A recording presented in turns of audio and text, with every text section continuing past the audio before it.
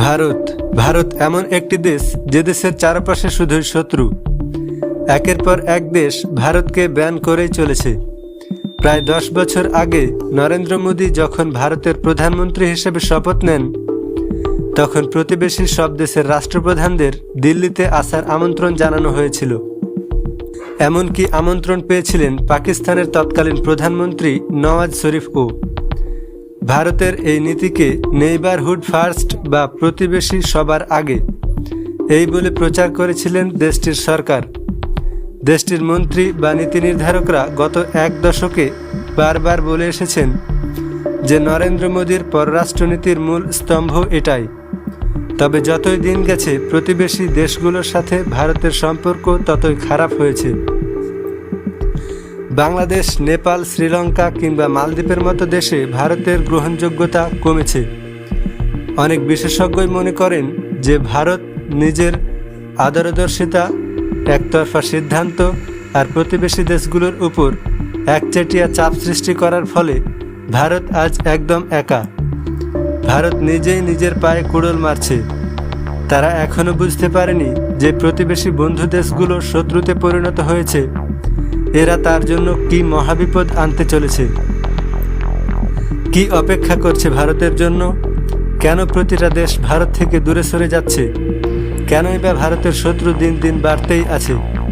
দেখতে থাকুন OF destination এর আজকের বিশ্লেষণ। তাহলে শুরু করা যাক ভারত ও নেপালের সম্পর্ক দিয়ে। ভারত ও নেপালের সম্পর্কের চরম অবনতি ঘটেছে।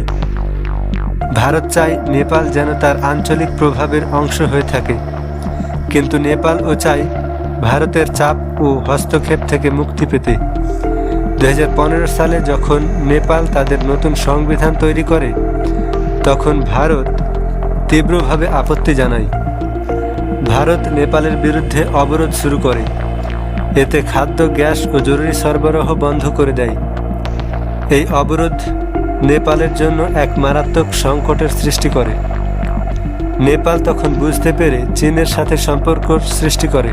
এভাবে ভারত ও নেপালের সাথে চরম শত্রুতার সৃষ্টি হয় এবং ভারত আর চীনের সম্পর্ক যেন ঠান্ডা যুদ্ধের মতোই চলছিল।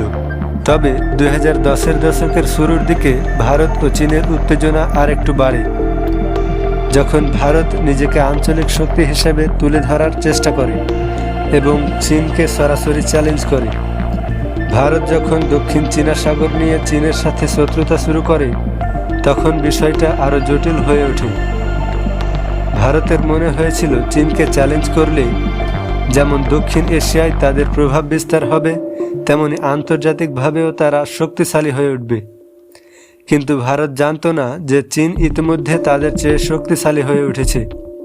এর মধ্যে 2020 সালে লাদাখে কালোয়ান উপত্যকায় ভারত ও চীনের সংঘর্ষ লেগে যায়। সেখানে উভয় পক্ষের সেনা সদস্যরা প্রাণ হারায়। এই সংঘর্ষের পরে ভারত আর চীনের মধ্যে এক নতুন শত্রুতার দানা বেঁধেছে। এভাবে ভারতের চারপাশে যখন শত্রু বাড়তে থাকে, তখন শ্রীলঙ্কাও এর বাইরে ছিল না। 2009 সালে শ্রীলঙ্কার গৃহযুদ্ধের শেষের দিকে ভারতীয় চাপের বিরুদ্ধে অবস্থান নেয়। ভারত তখন শ্রীলঙ্কার অভ্যন্তরীণ বিষয়ে নাক গলাতে শুরু করে, কিন্তু শ্রীলঙ্কা ভারতের এসব বিষয়ে গুরুত্ব দেয়নি। এরপর ভারত শ্রীলঙ্কার উপর বিভিন্ন ধরনের চাপ প্রয়োগ করতে থাকে। তখন শ্রীলঙ্কাও চীনের সাথে অত্যন্ত গভীর সম্পর্কের সৃষ্টি করে, আর চীন অর্থনৈতিক দিক থেকে শ্রীলঙ্কাকে সাহায্য করতে থাকে। এভাবে শ্রীলঙ্কাও ভারতের শত্রু দেশে পরিণত হয়।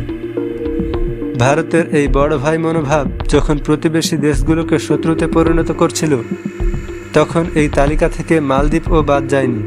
2013 সালে ভারতীয় প্রভাবালয়ের বাইরে যখন মালদ্বীপে একটা নতুন সরকার গঠন হয়, আর মালদ্বীপের নতুন সরকার যখন ভারতের চেয়ে চীনের দিকে বেশি ঝুঁকতে থাকে, তখন ভারতের জন্য এক বড় চ্যালেঞ্জ হয়ে দাঁড়ায়।